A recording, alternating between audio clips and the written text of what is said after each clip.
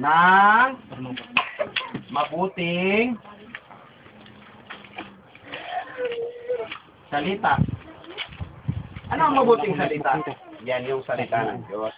Kung na kayo ay nagpangalan sa inyong anak, sa apo, sa pamangkin, ng agi, ng angel, mayroon gustong ipagawa sa inyo. So, yumuko kayo sandali at tayo ay mananalangin bago ako bumasa ng talata. Pikit ang lahat. Pikit. Magandang hapon, Panginoon, sa iyo at sa iyong dakilang kapangyarihan, sa iyong dakilang katalinuhan, sa iyong dakilang pag-ibig sa amin. Sa hapong ito, O Lord, salamat po sa buhay ng lahat ng narito, bata at matanda, lalo na ang mga magulang na nagsusumikap na ilagay sa iyong paanan ang kanilang mga anak. Lord, purihin ka at salamat sa buhay niya sapagkat, O Lord, wala naman dito kaming maipagmamalang sa iyo. Wala kaming kakayahan kahit sa amin pa ang lahat ng bagay dito sa lupang ito, Panginoon. Walang halaga ito sapagkat ikaw lang din ang may likhanto. Subalit, O Lord, ang amin lang kayamanan sa oras nito, Panginoon, ay yung galing din sa iyo, ang aming pananampalataya na ikaw ang nagtanim. Lord, nais ko sa hapong ito na patubuin mo po yung lahat ng mga binhing itinanim mo sa puso ng bawat isa, bata at matanda, upang sa ganon, O Lord, ito ay mamunga at sila, Panginoon, ay maging mga anghel mo na siyang magdadala ng balita pagdating ng panahon, Panginoon. Salamat sa buhay ng bawat isang narito. Dalangin ko rin, O Lord, anuman ang kanilang kahinaan, pagkukulang, ipagpatawad mo, Panginoon, ang mga kaliko ang nagagawa ng bawat isa sapagkat wala namang matuwid sa amin.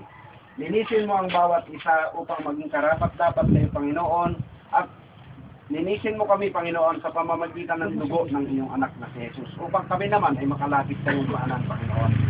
Sa ganon, O Lord, kami nga ay tawagin mo ng mga anak mo. At kami naman, Panginoon, ay maluwag na makatawag na Ama namin. Salamat po sa hapong ito at ikaw, Panginoon, ang aming maitaas.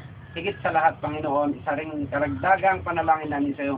Pagaanin mo, Panginoon, ang kabuhayan ng mga kapatid na narito. Ano man, O Lord, yung kanila mga tinatanim, palaguin mo ng doble at triple ang bunga at mga laman, Panginoon, kung ito man ay kalamang lugas, Panginoon. Ang mga pananim nila, Panginoon, patubuin mo ng mas mabuti. Bigyan mo ng mas mabuting kanap buhay, Panginoon, at kaluwagan ang lahat ng narito na nagtitiwala sa iyo, Panginoon. Maging iba sila, Panginoon, sa mga tinitingnan mo, O Lord.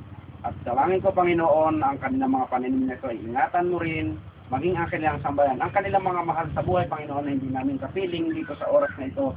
Ikaw ang magpala, Panginoon. Tingnan mo po, Panginoon, ang pananampalataya ng mga kapatid na narito, Panginoon. Huwag ang kalikuan at kahinaan ng kanilang mga mahal sa buhay. Sapagkat gaya ng iyong sinabi, Panginoon, manampalataya ka sa ating Panginoong Jesucristo, ikaw at ang iyong sambahayan ay maliligas. Lord, panghawakan po namin ang inyong pangakong iyan. Ang aming konting pananampalatayang ito, Panginoon, ang siyang magdala doon sa kaligtasang pangako mo. Mula sa aming narito hanggang sa aming sambahayan. Salamat po sa pangalan. Amen. Palakpakan nga natin, Panginoon. Meron akong babasahin, sundan nyo na lang. At na mabilis para tapos na tayo within 30 minutes.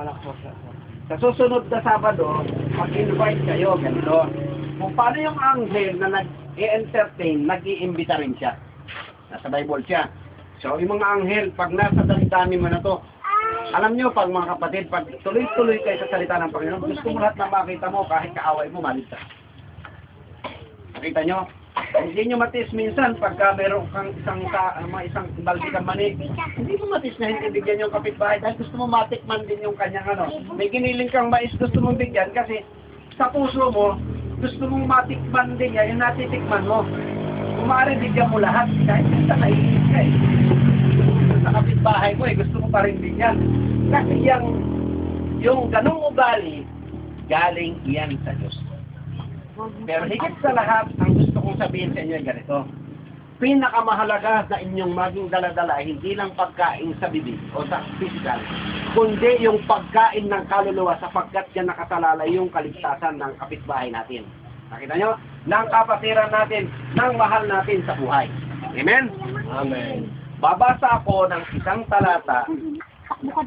Tulungan nyo, Isaiah 59:21. Gusto kong maging bakit may pabasa report? Parang kakaiba yata yan. Ngayon lang ako nakakita ng ganyan. Pero bakit? Maganda naman, natututo naman yung anak ko. O, babasahin ko at sundan ninyo. Basahin niyo rin na malakas. 59:21 ng Isaias, at tungkol sa akin, sabi ng Diyos, o si Yahweh, ito ang aking tipan o kasunduan sa kanila, sabi ng Panginoon, ang aking espiritu na nasa akin, 59:20. at ang aking mga salita na nilagay ko sa iyong bibig, hindi hiwalay sa iyong bibig, o sa bibig man ng iyong lahi, o sa bibig man ng angkan ng iyong lahi, sabi ng Panginoon, mula ngayon at magpakailan paman. Tingnan nyo ang plano ng Diyos. Yung inilagay na salita sa iyo. Huwag daw mawawala sa iyo at kailangan umagos sa anak mo, sa apo mo na, at sa magiging apo mo sa tuhod. 4 na henerasyon. Mayroon ding binabanggit sa Bible, di ko nababasahin. Pag ikaw pala ay nagkasala, 4 na henerasyon ang parurusahan ng Diyos. Halimbawa, nagkasala ka. Yung anak mo, apo mo sa tuhod, may parusa. Pero pag ito palang salita, ang ipinamana mo, isang pagpapala mula sa iyo, papunta sa anak mo, sa apo at apo sa tuhod. Nakikita nyo? Huwag daw hihiwalay sa bibig ng iyong anak, at anak ng iyong anak, at anak ng iyong anak. Tama? Ng anak ay dumami masyado. Anak ng anak. Hindi kami planning. So, ganito. Bakit ko binanggit ito? Itong ginagawa nating pabasa report, pahayag ito ng Diyos sa huling panahon. Babalikan ko gaya ng inireport ng kapatid na ng sister wife ko. May isang bata. Bakit ka naririto? Bakit ka naririto? Habang lumalaki yan, nakafocus itong mga gawain. Ito ay inspirasyon ko actually, at least sabihin ko sa inyo. Maganda yung report niya. Let's say sa inyong magnanay. Para sa inyo ito ang umpisa ng mensahe ko. Nabanggit mo sa akin noon, at di parang utang ito dapat natuturuan. Pero sabi ko kay Sister Dina, tuloy-tuloy lang, magagawa ito. Maaaring hindi na akong gumawa, pero tulad ng sabi ko, umpisahan nyo ngayon na huwag kayong titigil. Kung sakaling hindi kaya, okay lang, pero huwag silang mawawala. Huwag nyo naman sadyain na hindi kayo pupunta kung halimbawa, yung sinabi ko sa iyo na napatuto mo nung araw na hindi ka na nakapag-aral dahil nga nagka-problema kayo. Kalooban niya ng Diyos. Hindi ko man sinasadya. Diyos ang may aksa niya. Kasi aksawa, mayaman yung mama mo at papa mo, walang naging problema, pwedeng ang nangyari, wala ka sa oras nito rito, at nandun ka na pag-aral ka, maaring at sa Maynila, at nag-opisina ka. Nakita mo? Maaring ang napangasawa mo ay isang mayaman din doon sa Maynila, pero wala ka sa Panginoon. Nakita niya? Amen. So, lahat ng bagay na gaganap sa buhay mo, yun pala ay plano ng Diyos. Aatras tayo ng konti. Hindi nakapag-aral. Ang sabi ko nga, pwede ka pang matuto, tuturuan ka namin. Sabihin ko sa inyo, kahit si Brother Mar, nandyan, makinig na ba? Si Brother Mar, hindi rin siya nag-aral. Pero tuloy-tuloy lang siya. Ngayon, kaya na niyang magbasa, kaya pa niya magsulat.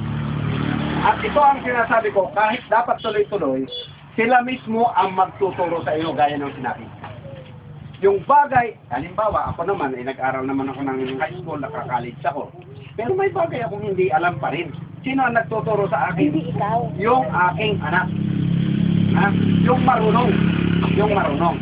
So, bahagi ng buhay natin na bakit narito ang inyong mga anak. Sila ang magtuturo sa inyo. Balikan ko lang to. At bibilisan ko. At tungkol sa akin, ito ang aking tipan sa kanila, sabi ng Panginoon. Ang aking espiritu na nasa kanila, sa'yo. At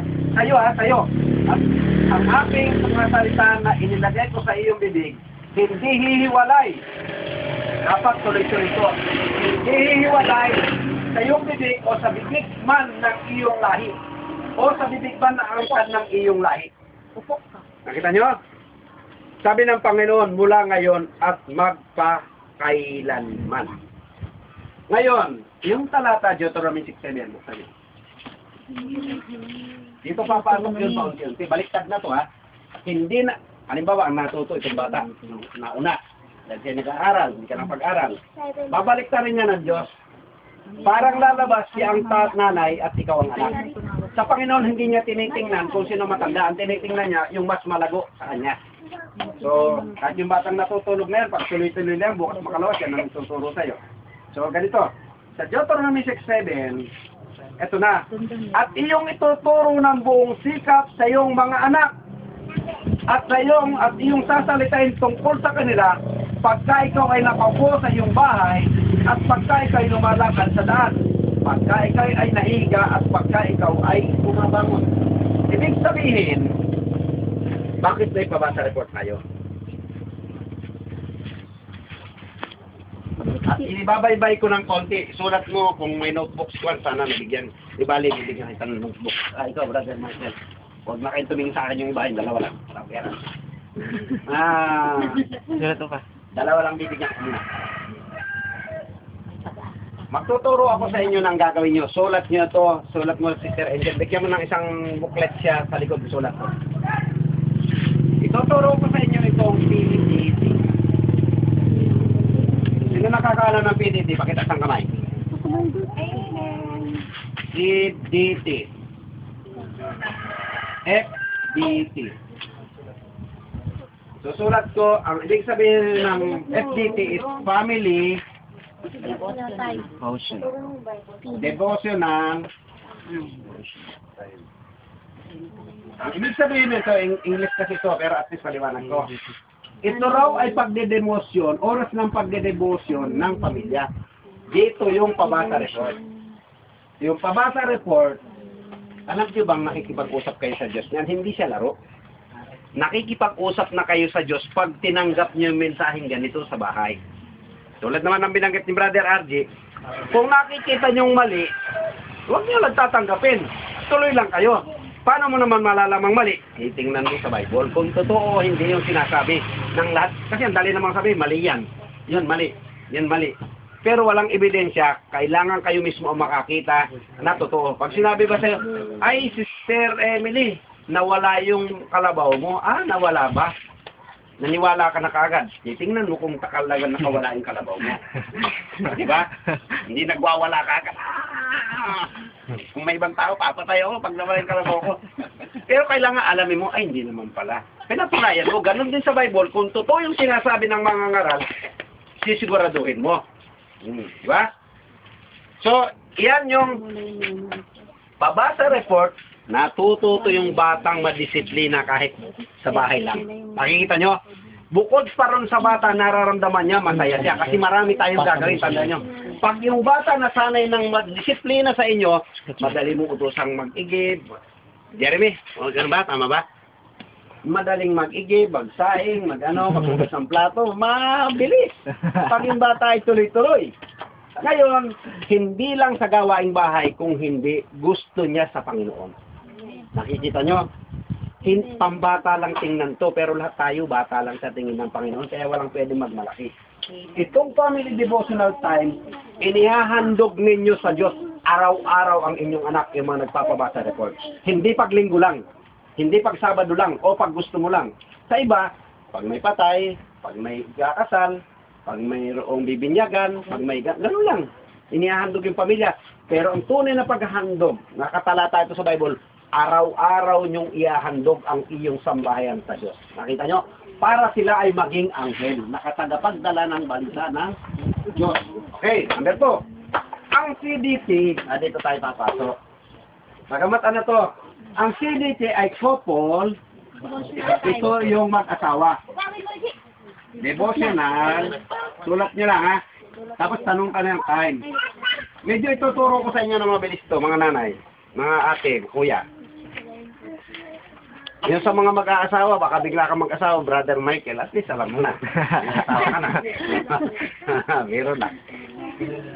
Yung couple, ibig sabihin mag-asawa kayo. Alam nyo ba sa mag-asawa, dapat nagpe-pray kayo sa madaling araw. Tatay Victor, nagpe-pray ba kayo ni Nanay Luz sa madaling araw na ngayon? Ay, ngayon mo lang inililigaw si Nanay Luz sa kay Kristo ah. Ang dami nyo ng apo, ang tanda na ninyo. Hindi mo, ngayon meron na. Pero noon wala. Oo, ito mo. Kahit matanda na siya, inililigaw pa rin niya si Kristo sa asawa niya. Yung couple, nagpe-pray kayo mag-asawa, ituturo namin yan sa inyo pagdating ng araw. Kung asawa mo ay ano, kung tuloy